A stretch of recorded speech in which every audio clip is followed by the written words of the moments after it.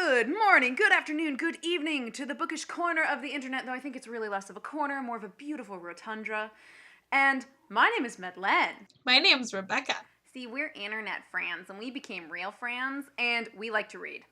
A lot. Yes, that is an accurate, yep. And we tend to read a lot of the same things, but we don't always have the same opinions on them. So it gets really interesting when that happens. We're going to pick a book or a topic on which we have either read the same thing, we've talked a lot about this, but we don't really know whether or not we agree totally when we get into the minutia of stuff, which is where it's going to get fun. Whee! So before we announce what we're doing for our topic today, tell me, Rebecca, what are you currently reading? I just started, now I can't even remember, The Gentleman's, dang it, what's it called? You know what it's called, you just read it. Oh, The Gentleman's Guide to Vice and Virtue. Yes, which I know you had some sour feelings on, but I'm super excited about it because it seems like a book that was written specifically for me. Whereas I am in the midst of 100 books at once. I did just get The Cruel Prince by Holly Black and All the Crooked Saints by Mackie Stiefvater from my library. They both dropped at the same time off the waitlist and I went, crap, I need to read both of these in 2 weeks. I'm so psyched for All the Crooked Saints. I'm also excited for The Cruel Prince, but I can't find it anywhere. That's really weird. Like, they didn't have it at Barnes & Noble when I went to get it, and I was like, this is like a large release, like, what's happening? Really?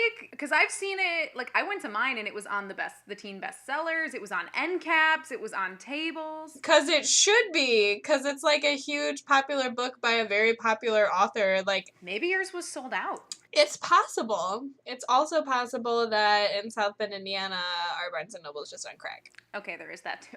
So yeah, I have to read both of those, and then I'm also in the middle of reading A Book of Spirits and Thieves by Morgan Rhodes. It's the first book of a kind of spin-off series to her Falling Kingdoms series, which I like, and this spin-off I've admittedly heard really mixed things about, but it's been on my, I have owned the ebook, I think since it came out in 2015, and I never read it. Whoops. Yeah, so we'll see how that goes. But let's get to a happier topic, which is today's topic, the much anticipated We Died, Iron Gold by Pierce Brown. Woo! So excited. Okay, so for kiddos who don't know, Iron Gold is the 4th book in Pierce Brown's Red Rising saga. Therefore, if you've not read the Red Rising saga, or if you've not read Iron Gold, because we're going to go full spoilers in here, turn it off. Yeah, y'all need to leave, and then you can join us back on our beautiful rotundra of, Iron Gold happiness. Or dismay, we're about to find out, because, Rebecca, you have not read my Goodreads review, and I have no idea really what you think of it as a whole. We've had brief, scattered conversations kind of as reading was going on. Oh, you didn't read my Goodreads review? I admittedly have not. Good! Yes, let's go in blind. Love it. We are totally blind for this. All right, then let's do quick overview. What did you rate it star-wise on Goodreads?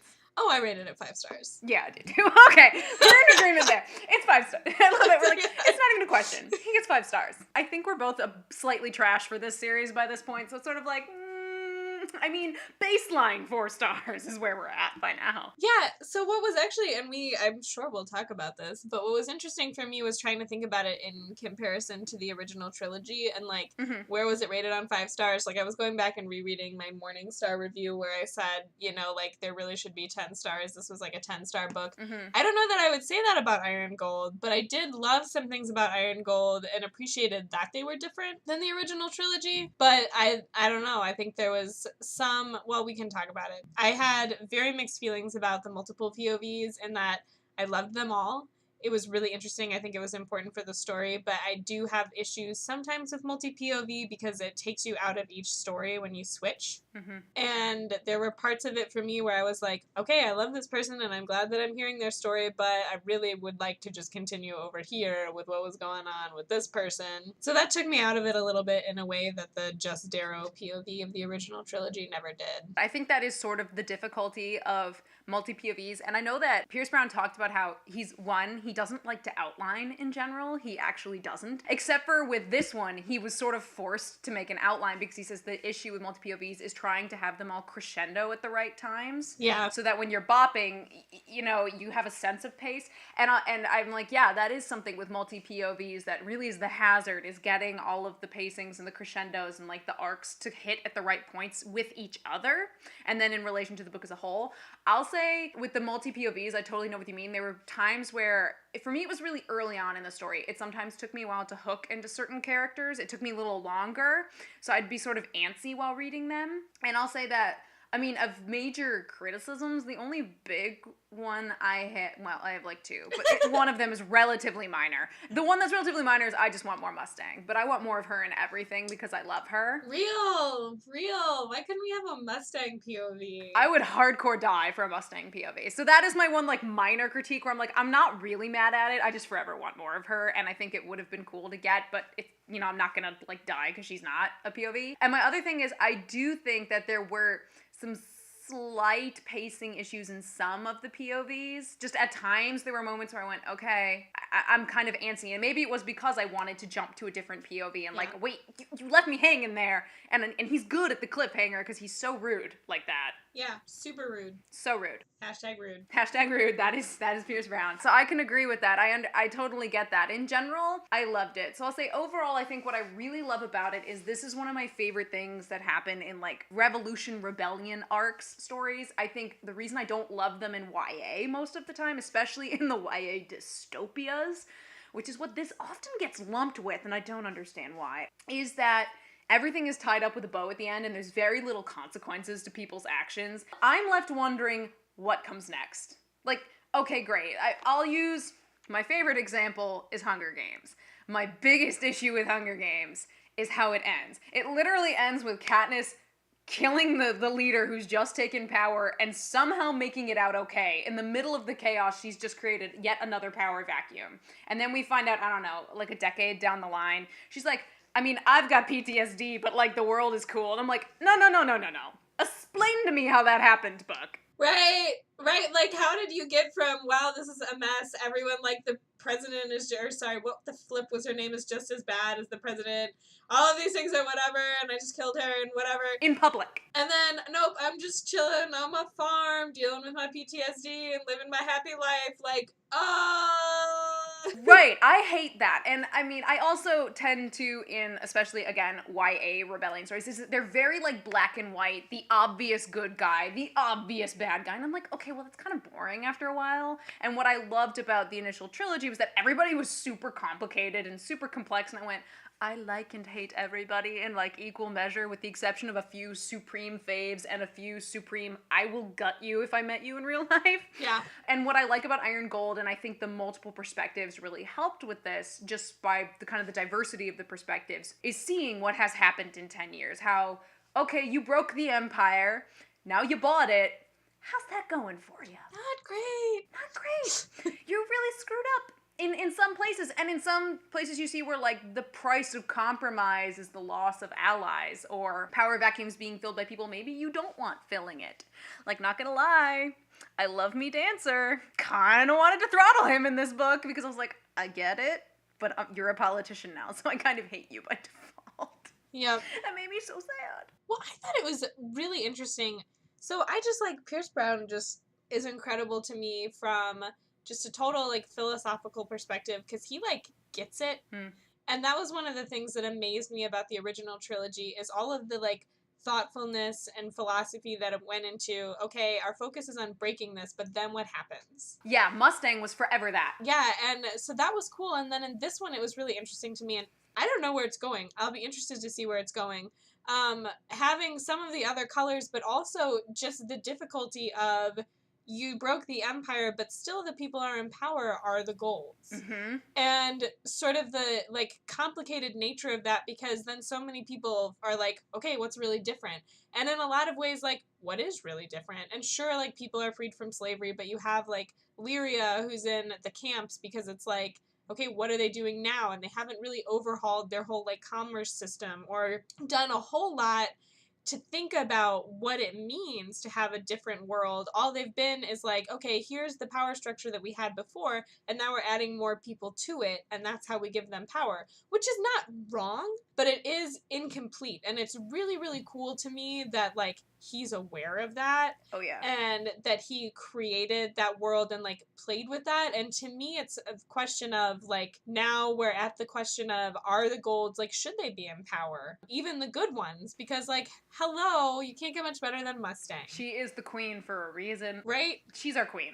Mustang is our queen. I would worship that. Virginia the Lionheart, all the way. Like, she's amazing. And so it's like, okay, can you really get much better than that in terms of an ideal leader who, like, gets it? Literally the idea of almost a benevolent dictator. Yeah, but also it's, like, not working still. Mm-hmm. And so, you know, what does that mean and where's it gonna go? I'm interested. I love that we had some different color POVs, and I really, really loved that we had Lysander. Yes. Because I think one of my favorite things about his use of multi-POVs in this story is that I was sitting there thinking, oh, we're gonna get to a point where they all team up against the Ash Lord or something, and then as the story went on, I was like, oh, that's not where this is going at all. Like, we have them in, like, adversarial positions. Are they working together? Are they enemies? What's going to happen with, like, the Lysander Darrow story where it is right now? And I was like, fuck, Pierce, like, you're going for it. Like, you're creating these characters, we're gonna care about them, and they're ending up opposed to each other. And, like, damn, like, that's a brave choice, and he does it so well. I just was like, holy shit, like, this is fantastic. Yeah, narratively, he is hardcore swinging for the fence and like, okay, dude, I'm like here for the ride, and why are you gonna break me in a million pieces? We know that's what's gonna happen. Oh god, I know. Like, I'm prepared for my devastation. Like, oh my god, I'm gonna be wrecked emotionally by the end of this. I mean, I was pretty emotionally shook by a lot that happened in Iron Gold, so like, I'm gonna be dead by the end of this series. And we're getting Dark Age at the end of this year. what? Supposedly. Did I miss that? Yeah, maybe. Dark Age, due out the end of this year. We're probably gonna die. It's fine. I'm literally gonna die. I'm gonna die. Like, I can't. First of all, I don't want to wait that long, but also, like, please. I know, right? So, yeah, I love what you said about how, you know, 10 years on down the line, the Reds are still basically not quite slaves, but they're almost in the same position. It's essentially like, okay, great, slavery's over, basically, for the Reds, but you're still, like, totally disenfranchised because they don't have those, like, the skills that they would need in order to essentially rise up the societal ladder. It's like, what are your skills? You're a laborer. You don't really know how to do anything else. Yeah. And you're not being given the opportunities of the system in order to rise up. And that's where we see the breakdown has been in all of the arguing that's going on at the top, because there are so many cooks now in the kitchen, all that the people at the bottom are suffering. What I really liked also about we get from Lyria's perspective especially, is the idea of how characters like Mustang and Darrow and Sevro, they were essentially idolized. They were made into being superhuman. Mm-hmm. And the Golds were kind of already like that, but in this case it was like, oh, you are our rescuers, you are our saviors, you know, you're Darrow, the Reaper, the whatever. Like, everybody's got these titles with all the low colors. The Slave King. Yes, the Slave King. That was a good one. So they have all these titles and they're made out to be like living gods. The problem is, when you discover that your living god is flawed and actually really just human, that is a really hard pill to swallow and really hard to take, because all of a sudden these dreams you have are sort of being shattered all over again, which I think makes it even harder. And like, Lyria's rage at the whole thing is completely understandable in that regard. She's like, you promised to raise us up. You raised us up half a rung on the ladder and plopped us back into different mud. We're still stuck here. And not only that, from then on the higher perspective, if we then look at like Darrow, especially in the case really of Darrow, it's when you start to believe your own idolatry. Yeah. And I think the interesting thing about Darrow has been like, he's been called the Reaper for so long, he's believing his own myth. And I'm like, you know, there was a thing called the Titanic. They believed they were unsinkable because they heard it enough, and you know what happened? There was an iceberg. They met. It didn't end well. And yeah, and that's sort of what we're seeing with Darrow, besides the fact that what I think is also great about the Darrow perspective is not only the whole he's sort of believing his own myth, but the idea that he is really a man of war, and this is supposedly like peacetime, and he doesn't know what to do. Because he's so kinetic a character, he's constantly moving, rushing, mm-hmm. and like going, just like going. If you tell him to sit still, he can't function. He just doesn't, he's not good at it. Yeah. It makes me think of the series premiere of Sherlock, when Watson and Sherlock meet. There's a point where Sherlock basically breaks down Watson, like kind of mentally, and he says, "You're not haunted by the war, you miss it." And I think that's Darrow. Like, he doesn't know how to function if there's not a battle for him to fight. Yeah. And so he's constantly hunting for a new battle to fight, which is causing so many effing problems. Like, dude called down an iron rain when he was explicitly told not to. He killed somebody really important. He then ran off to keep fighting a war, and I'm like, God damn it, Darrow. The theme of this book should be God damn it, Darrow. Well, it's interesting because really Darrow's entire POV this is the story of how Darrow ate a giant slice of humble pie after he like fucked everything up, because he starts out the story with this narrative where he's like, I hate that people are constantly saying I love war and I search for war, I loathe it, I want peace, and yet here he goes sacrificing literally his friend, people he killed fucking Wolfguard, like that was not okay. Like, okay.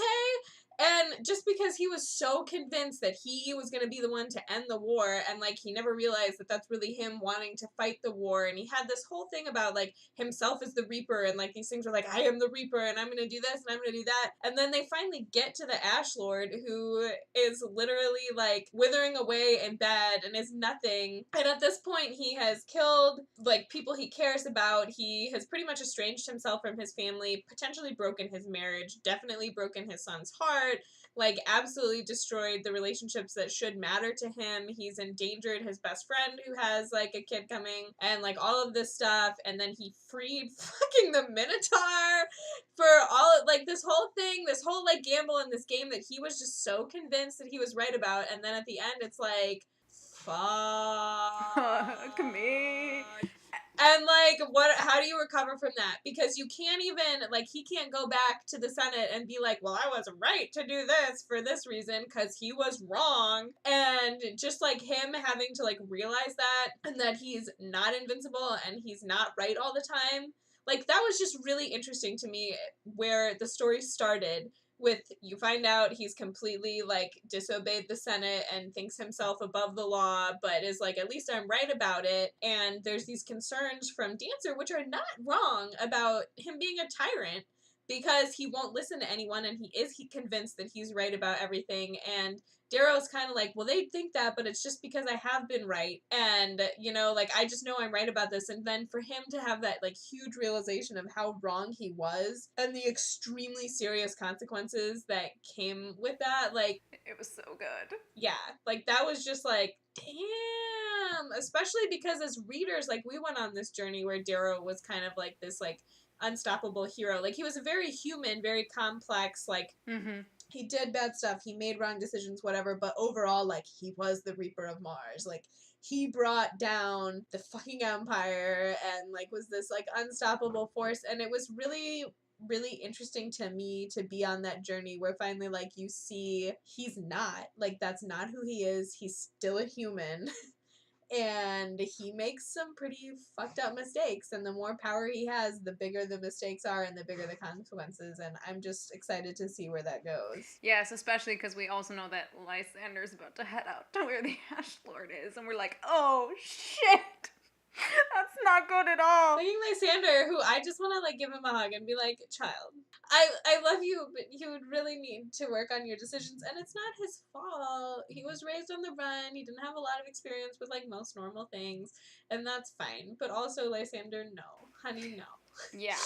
So, I love what you said about basically the entire arc of Darrow is like, you're not a god. It's literally him crashing back to Earth. He essentially was sort of Icarus. He like flew way out too close to the sun and crashed back. And I loved that, even though as much as I was just like, God damn it, Darrow, like, God damn it, Darrow, I was like, yeah, but I still kind of love this arc. It's so good. And I love the fact that at the end of it, you know who we really see so much evolution from? Sevro. Yes. Because the fact that at the end of it, it's Sevro who comes in and says, I do not want my children to grow up the way I did, which was losing their father in battle and wanting to / having to avenge him. He goes, I will not put that on my children. My life and my joy. Sevro with his children was like, I'm having heart palpitations, send help, I'm feeling genuine human emotion, I don't know what to do. Like, it was, that to me, I went, wow, the evolution of Sevro in that moment. Because Sevro's always been, like, the human embodiment of, like, going way too far. Like, you know, Sevro is a living anvil. Yes. Like, he just is like, no, like, I'm gonna destroy, like, he even started out this story like that, and it was, like, such classic Sevro, like, LOL, laugh, like, he's like, yeah, what kind of shit are we gonna fuck up, whatever, But then he totally did get to that, like, sobering point where he's like, fuck no, like, I'm done. Like, I have stuff I want to live for. I don't want to be, like, locked in this terrible cycle that our parents and our parents and our parents were, like, and I was like, Sevro, my love, like, oh my god. My baby, I'm so proud of you in this moment. Yeah, that to me was sort of the biggest, like, the fact that, despite the fact it seems to, like, you want to say it would wake Darrow up. He takes it and it hurts and he lets him go, which is the right decision. Like, if your friend's like, I'm peacing out, you let him leave, because we learned the hard way if you start forcing friends to do things they don't want to do or get involved in things. Roke. And the fact that then Darrow turns around and goes, but I still have one more left to deal with. And I'm like, are you fucking kidding me, Darrow? I think by this point, he's sort of resigned himself to now just being, to not even being human. He's seeing himself inhuman, but in a negative light. Mm-hmm. Before he was the Reaper and he was God. Now he's like, well, now I'm Reaper and I'm a monster. So I'm just gonna have to, and I'm like, God, Darrow, like, there are so many things you could be doing besides this in this moment, but fine. But moving to Lysander. Oh, Lysander, baby. I love how you mentioned, he grew up on the run. He didn't have that normal growing up experience. What I think is interesting to me about Lysander is that the first 10 years of his life, he spent being told he was going to rule the world. Yep. I mean, literally, that's what he's being told. You are going to grow up and you will probably be sovereign. You're going to rule the world. Everybody will bow to you. He's 10 years at the side of Octavia Alun. One, that has to fuck with your psyche in some way. Like, you know you're not normal after that. Yeah, with fucking Aja, too, around there. Like, dude. Right. And he's incredibly intelligent, as we've gathered. We gathered that even in the early books when we first met him, that he was a very bright kid. Yep. And then he spent 10 years living on the run and living with Cassius. And, like, okay, I love Cassius, and I know hindsight is very 2020. Maybe Cassius was not the best choice to be raising Lysander. And I say that because I think really Cassius needed to try and maybe make the attempt at repairing himself. I mean, come the end of Morningstar, he really is kind of a broken man. Yeah. And we see this in Iron Gold. He's shattered internally. And it makes sense. Everything that happens over the course of the initial 3 books, his entire world is broken apart in every way. And he makes the very difficult decision, obviously, in Morningstar, to turn against everything he knows and everything he believes in. And we see those consequences on his psyche, especially in Iron Gold. So here you have a character who's very broken, trying to raise a 10-year-old kid on the run while convincing him that what he did was right, when maybe he's not even entirely sure if what he did was right. Yep. So of course we have then Lysander, like, this poor child is fucked up already. Like, you don't stand a chance, kid.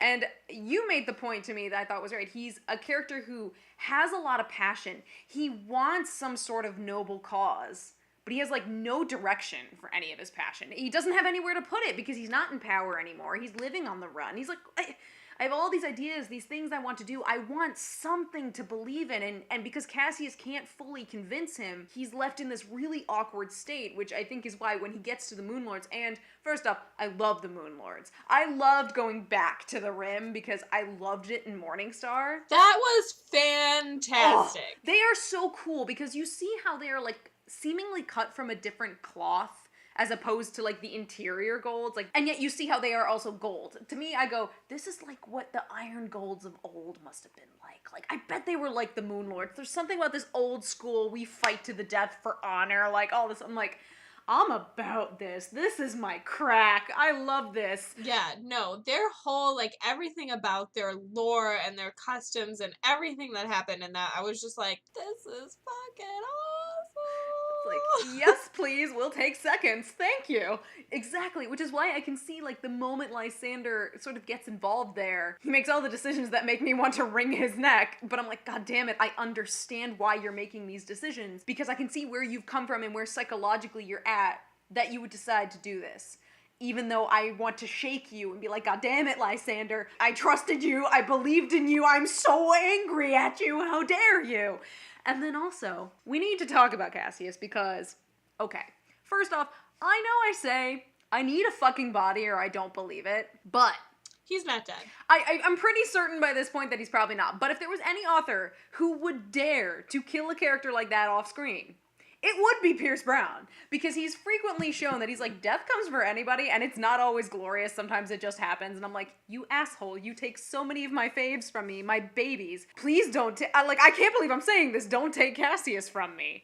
Like, this character who I've loved and hated in equal measure, don't take him from me. Not like that.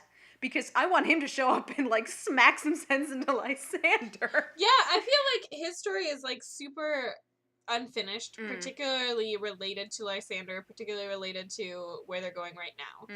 And I feel like what's interesting about it is that they both had this sort of, like, drifting, we know where we can't be and what we can't do, but we don't know what we can be and what we could do. And Cassius decided he was going to become a martyr for the cause, you know, whatever it is. Protecting Lysander, except is he really protecting Lysander when they're around people who you know would be sympathetic to Lysander, like they want to restore the golds, like whatever. So, like, what is he really doing? Is he protecting Darrow? Is he protecting the revolution? Has he somehow, like, put that all together in his head as the same thing, and does he know, or is he just like, I'm running on this conviction, don't know where it's gonna lead me, but I'm running there.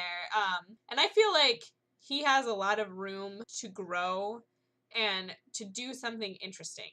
So I think that he's still gonna be around, but also I just really, like, didn't buy the whole, like, you can't see his body. Well, because the guy ran off with it, like, and they were chasing him through the desert for it. And I'm like, sadly enough, I would almost believe that, but like, in theory. But my thing is, I can see if he had died off screen and then, like, we see his body.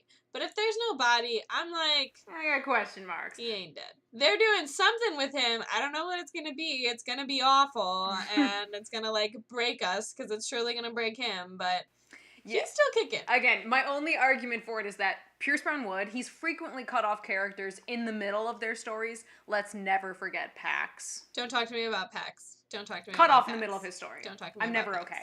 We're never okay. We're not talking about that. But I will also say, if there was any part of his story that maybe got close to complete, it was that I've always seen Cassius, he's kind of this mirror image of Darrow in a way. For so much of the initial 3 books, he was this weird mirror image of Darrow, and I think that's why they had that understanding and that bond that they had. It's that he was kind of this character who seemed to be, like, of the old school, who really craved honor in a world that really had none. Yep. Honor was gone in that world, and he craved it. And so the fact that if that was his death scene, and he went out saying, I am Cassius Albalona, and my honor is intact, is the only way I could be like, my baby, you totally reclaimed your honor with me. I am so proud of you. Like, I am a proud parent, and I'm just so proud of you, my baby.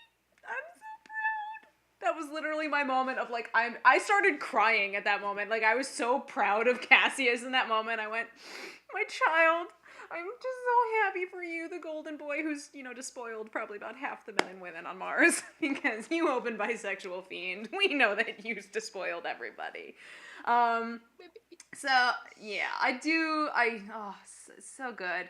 Speaking of the Telemonases, because this will lead us into Lyria, who was an interesting perspective, our brand spanking new one. The fact that the Telemonases were, like, all over her perspective. Cavexel Telemonas must be protected at all costs, and so must Sophocles. Oh my god, I love him so much. Oh my god, can we talk about how fantastic... I think we need to talk about how fantastic he is, because really the Telemonases in general are, like, the best house. Sorry, all of other houses can take a number, they win. They're the best. Every one of them we've met, I've loved in some way, and I think they are truly good people, which for the Golds is so damn rare. Like, they were truly good people, and I love Cavex and his pet fox, Sophocles, and the fact that he, you know, Lyria saves him, which is a pretty big deal, and that he really rightly rewards her for it when she's like, please get me out of here.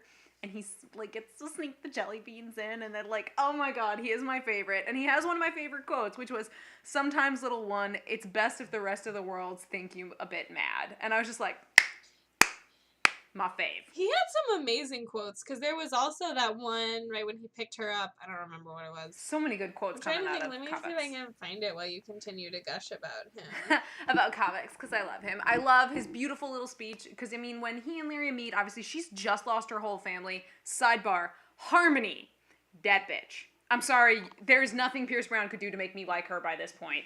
I don't care how much of a storytelling wizard he is, I hate her so much.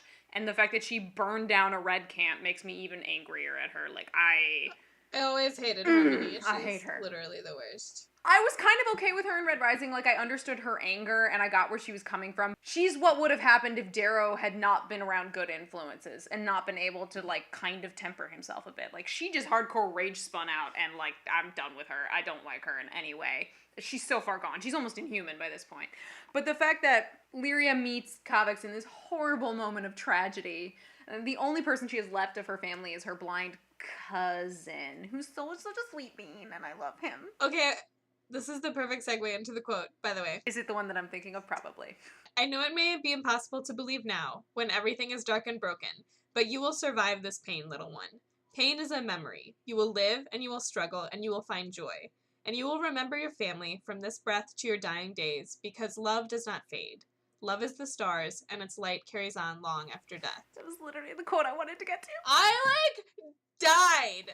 I literally just, Death. at my desk. So I was combination listening to this and reading the ebook at work while, pretending to work, because I'm awful. And I literally read that, and I just had to stop because I got really choked up because it was such a beautiful moment of prose, and that quote was sort of the moment I went, I knew I loved Kavix, but now he must be protected. Yep. Like, now he really needs protection because you don't get to give me a moment like that and then in some way take him away from me. Because it was so beautiful a moment, and it's like, of all the things he could have said, he just chooses to say, like, yes, it hurts. Like, you need to acknowledge that it hurts.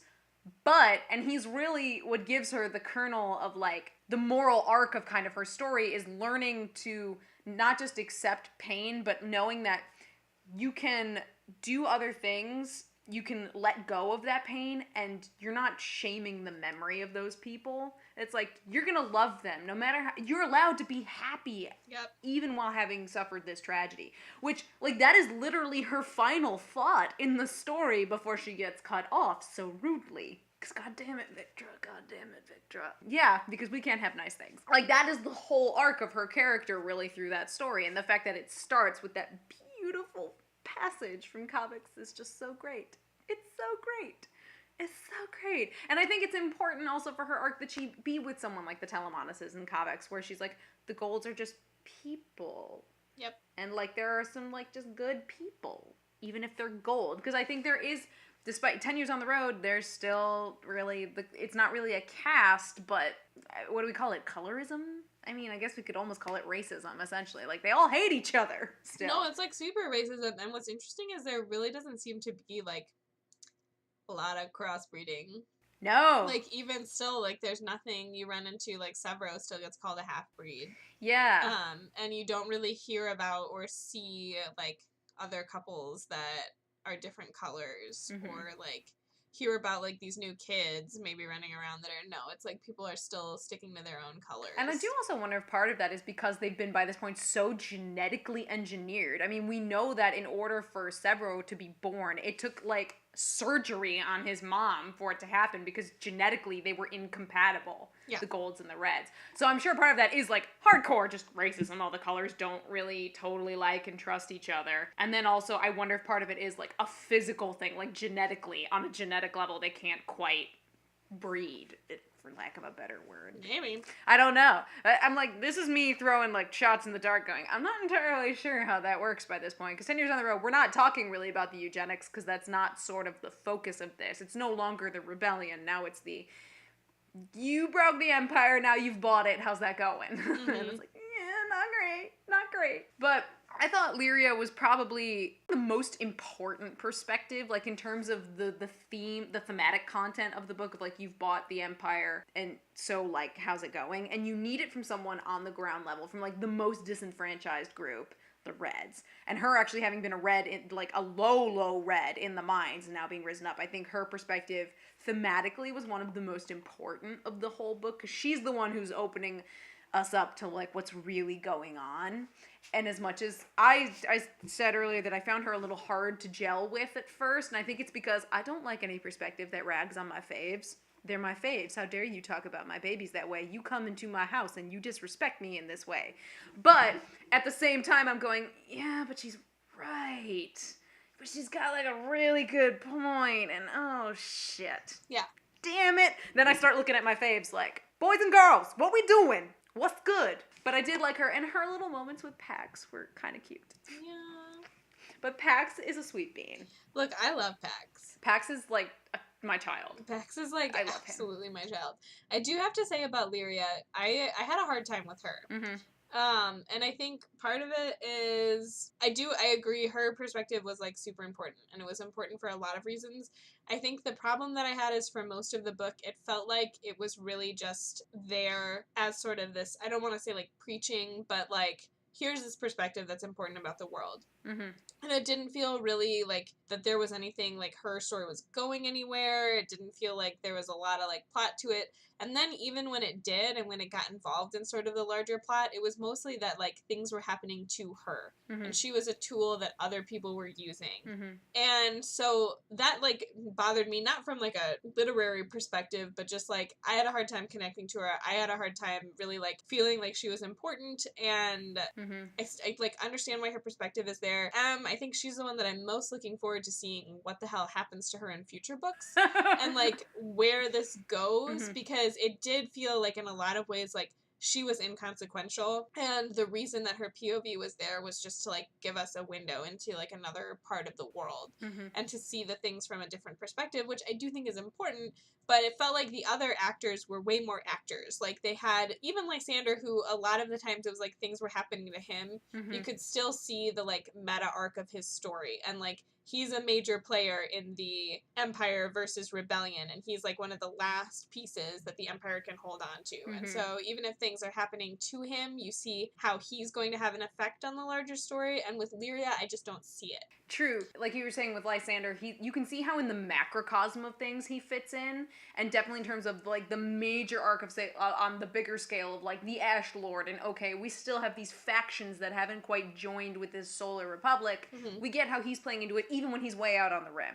Lyria is I will agree, for a lot of her story, I'm going, how is she connecting with these other people? Right. The moment, like, Ephraim showed up in her storyline, I kind of went, okay, but at that point, we didn't totally know what Ephraim's plan even was, so I was sort of sitting there going, I have questions, so I'm going with this, but I'm not really sure where we're going, plot-wise, with her. From a character standpoint, from, like, an emotional standpoint, obviously a thematic standpoint, I understood why she was there, and I was like, yeah, I get why she's here. And I like her perspective, even though it takes me a while to gel with her at times. Because she really, plot-wise, doesn't play a role until the back third. And which is really, not even the back third, it's almost the back quarter. It's sort of the moment we realize what Ephraim's plan is, because he's suddenly blown up a house, and we're like, yeah. Oh, shit. Right. And then she plays, and she's, like, quasi-active. I think maybe part of her arc is learning to be slightly more proactive in what she's doing, but also realizing that that proactivity does come with consequences. Obviously, like, she then had to try and talk her way out of a really terrible situation, being like, I swear I wasn't in on it. I then actively went and tried to figure out where they were in some way. Like, she was critical to getting, like, Ephraim caught, Mm-hmm. and being able to essentially save the kid. Like, she was important to that, but it was just sort of because she had been passively brought into the situation. Yeah, I agree. And I think her storyline of all of, if we're talking, like, arcs and crescendos and motion of the plot, hers was the slowest. Yeah. Hers was, like, it really didn't seem like it was going anywhere. And I think it's because her journey is mostly internal, but it's still, like, could have used a bit more of her, like, physically involved in the plot. So I think maybe we'll see, I'm assuming we see her in Dark Age and whatever the third book is going to be, because she's a POV, and he tends to keep the POVs. He's not going to, like, suddenly fling her out and throw in a new one. Yeah. I don't see that happening, because...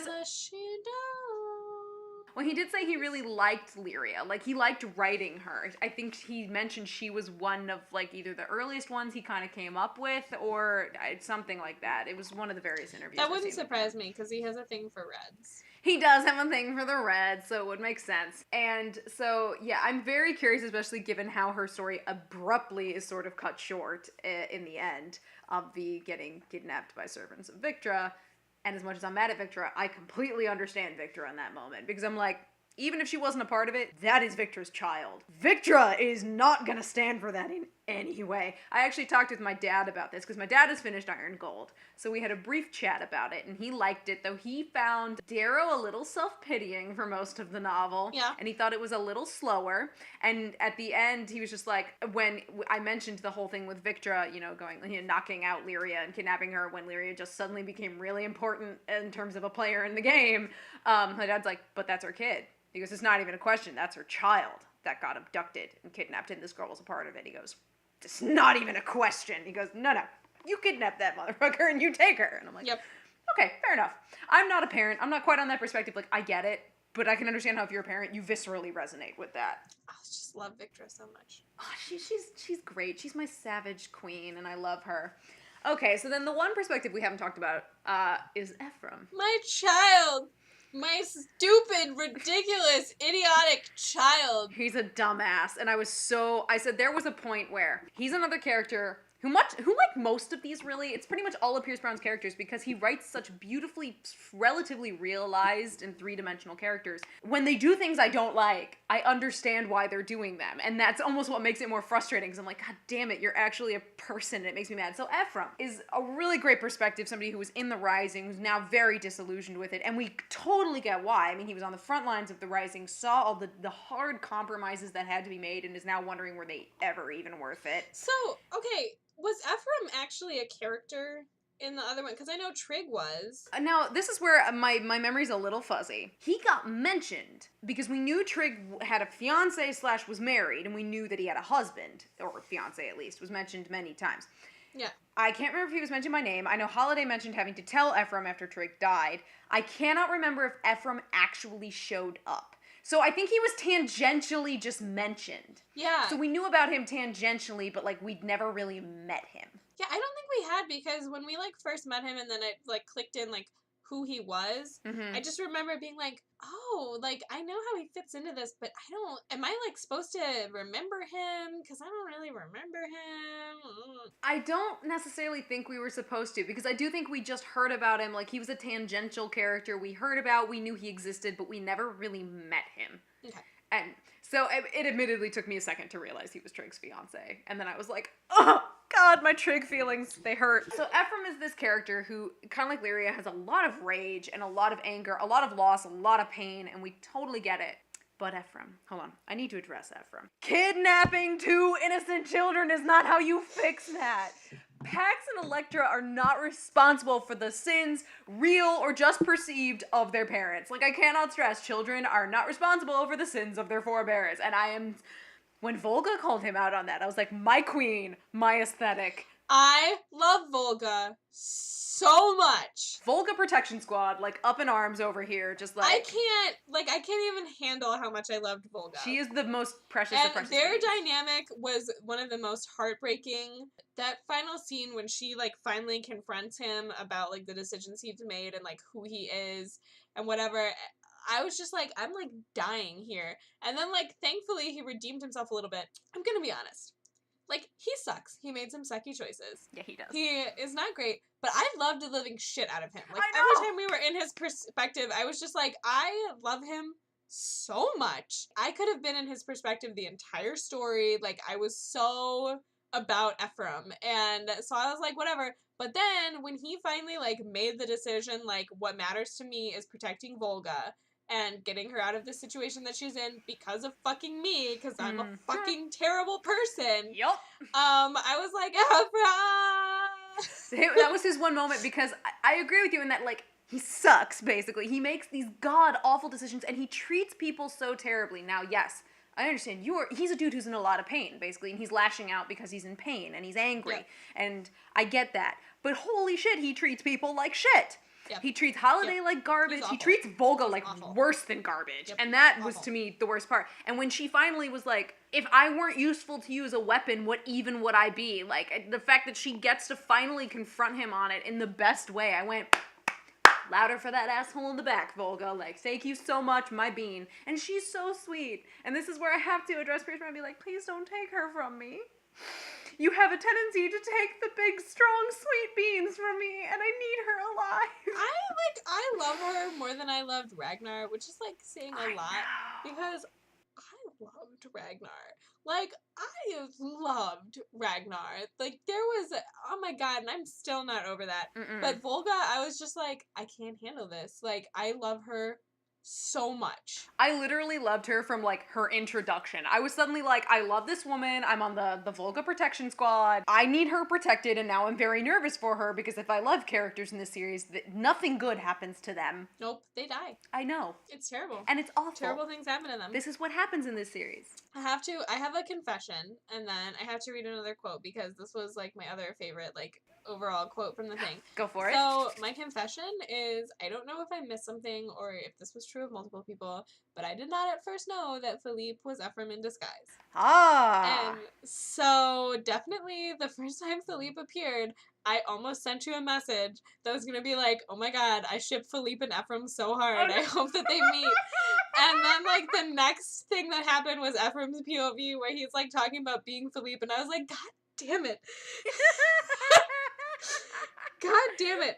But anyway, as Philippe, Ephraim says to Lyria, so Lyria was also apparently just a really good, like, target for, like, these really deep thoughts that people were having. Always. Because they wanted to tell her important things, and that's fine.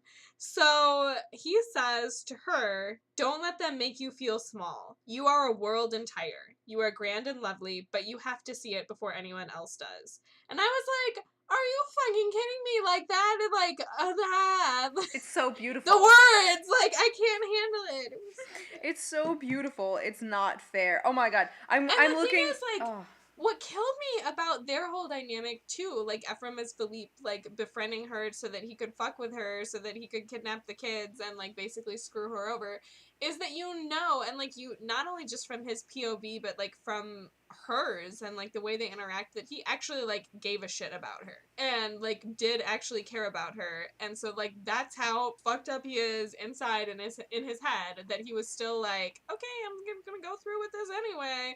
And the part that killed me is when he was, like, stressing over whether he should shoot her or not. Oh my god, that scene was so stressful. And then he did. Like, it was, the safety wasn't on, but he pulled the trigger, and I was like, Ephraim, you're long gone. Like, you're gone. Like, I don't know that there's a way to come back from this. Like, holy fuck. That was the moment where I went, click, there goes the humanity. Like, there was something that just sort of died in that moment, and I just went, first off, that scene was stressful as fuck for so many reasons, but that moment was so, it was so brutal, because you just realize how destructive anger and pain and you feeling like it's a need and, like, what you need and all of this does to somebody, where you just, like, click, there goes the humanity. And I just went, oh my god, oh my god, oh my god. That moment was just intense. I know you mentioned quotes, and now I have my Kindle app up, and I have all my various highlights, and I highlight the most random things. Plenty of them are Volga. And I actually found the one, she goes, and what am I to you, Volga asks, if I was not a weapon, you would not keep me with you. Well, I sure as hell don't keep you around for the conversation. By the look in her eyes, I know I've finally gone too far. Something breaks, something important. I mean, this is a mirror image of what happened to Darrow in Golden Sun. Like, he broke a friendship, didn't repair it, and then we had Roke. Like, how dare you, bro? And this is like, we're seeing all of time as a flat circle, history just repeats itself. We're seeing a lot of similar interpersonal mistakes being made, and I'm like, yeah, because humanity just tends to make stupid fucking mistakes like this. And goddamn it, Ephraim, like, how dare you? How dare you break Volga's heart in that way? How dare you? That was so painful. That was so painful. It was so painful. Of all the things he did, like, he fucking, like, betrayed Lyria and kidnapped kids and, like, killed people on his own fucking squad and whatever. But that moment was, okay, other than actually pulling the trigger to shoot Lyria. That too. That was like a big, like, wow, you are really dead inside. Like, you are too far gone. But then that scene with Volga, I was like, shit, man. Yeah, that was the point where it's like, we've surrendered to pain and lashing out so much. This is literally the one person left on your side. And she kind of, like loves you in a familial way, I think. And I'm just like, how dare you, bro? How dare you? You do not deserve Volga. I'm like, Volga, yeah, she calls him a monster, and I'm like, you tell him, Volga. You tell him loud and clear to his face, because he is, and yeah, no. If that's not getting through his skull, you need to leave. Go, you deserve better. Damn right. Like, go hook up with Mustang, it'd be great. Damn right. Although, since we're on the topic of obsidians, and we've come down to the question of, like, There's betrayals going on. There's always scheming and betrayals. Do we think Sephi is somehow involved in some of the schemings and betrayals that are going on in the underbelly undercurrent of things? Because Sephi, I've always found an interesting character. Like, she's a badass, and she was fun in Morningstar, even if at times she worried me. But what I found most interesting about Sephi is that, you know, she ruled at the right hand of, like, her mother the whole time on that planet, and she knew, like her mother, that the Golds were not really gods, that they were just people. So girl knows how to scheme. Yep. Girl knows how to play the game. And we've come to the question of who's funding this syndicate, who's doing all these things, who's really slipping in the back door, knows all the weaknesses of Darrow and Mustang and all of the Golds. I'm like, I hate to say it. Yes. Sephi's looking like a prime suspect, especially since she pieced out pretty early. Yes, she is, and I definitely thought that through a lot of the story, especially when it was established that the, like, what do they call her? The queen. She's the something queen, and, like, she's got her riders or whatever they're called. Like, her and her crew. Yeah, and I was like, as soon as they established that, and then I think they make at one point some comment about how she has white hair or something. Because all Obsidians have white hair. No, like the queen, like when those people are talking about her, whatever, and I was like, I have suspicions and I know, like, I'm seriously about this point, I'm like, I'm waiting for it. I'm waiting for it to suddenly be Sephi, and I'll just be like, God damn it, I knew it. And now I'm mad, but now I want to see what's gonna happen. Well, because the thing is, like, she's, like, a serious adversary. Like, if she has the Obsidians behind her... And you know she could bring out the Space Vikings, too. Yeah. First off, we got Space Vikings in this story. How great was that? We got cannibalistic Space Vikings, which was something I wasn't anticipating, but that's cool. So, like, you know she could bring them all together, and then you're suddenly fighting this multi-sided conflict, and it's like, yeah, who's fighting for what? And honestly, what's the lesser of two evils in this situation? Because it just sucks. Really, the Solar Republic is about to come under siege. I mean, I think we can sense it's about to, and it's really going to be... How much can the Republic band together and figure out what it needs to do? Well, we know, because don't we know that Atlanta is headed to the moon, to Luna? Yeah, Atalanta's headed there. Yeah. What was interesting was how much I'd forgotten she was still a player in the game, because she's one of the opening perspectives. Mm-hmm. Like, in that opening, the prologues he always does. I'm like, oh my god, that's right, that was her. I'd, like, blanked on that. I'd forgotten that was her, because then she just sort of, you know, seems to disappear for most of it. And then I'm like... fuck at the end of it. So we have her coming. Yep. We're about to have the Moonlords hardcore rebel all over again and show up. Of course, Lysander's gonna head out to the Ash Lord, and if Darrow is still there, oh boy. Yeah, well, and now we have fucking the Minotaur on Venus making a grab for power, and, like, that's happening. I mean, he's become a big player in the game now. That was a dumbass decision. Yep. What a fucking fantastic character. Also, what a fucking psycho, and, like, he really just needs to die. Yes. Because, like, honestly, there can be nothing good that comes of this. Like, nothing. I agree 100%. I mean, it was really interesting to see how fucked up the family dynamic is in the Tactus's household. I'm forgetting their surnames. I want to say it's like the Owl Wrath or something, but I think that's wrong. That house, whatever, like, their family dynamics are fucked up, and oh boy. So yeah, what a great character. Kind of, he's the crazed poet warrior kind of archetype, and we all know I am kind of a sucker for the poet warrior archetype, but he's like on the side of crazy that I'm like, oh shiza. Yeah, no, he's like a new level of nuts. Like, he's like if you took the poet warrior of Roke and mixed him with the Jackal, and all of a sudden we have problems, and I'm like, oh fuck.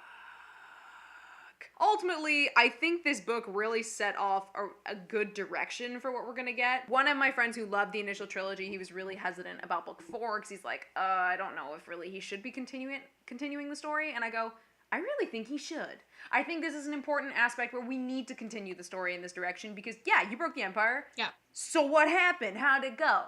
And I love that he is taking the time to address it. And so this book was maybe a little clunkier than the others. I think by virtue of the fact he's suddenly writing 4 perspectives as opposed to 1, so the plot's not nearly as streamlined as it could be. Mm-hmm. But I'm really interested to see what's going to happen in Dark Age and whatever the next one is, because it's really clear that Dark Age is just going to have to pick up right where Iron Gold left off. Yeah. Like, we ain't getting a time skip. You can't have one. Like, way too much we got to deal with. We stopped in the middle of the action. Cut off. How dare. I'm gonna die. And if Dark Age does come out at the end of this year, we're emotionally fucked. Merry Christmas to me and my bottle of wine in bed while I weep hysterically because I'm sure that terrible things are gonna happen.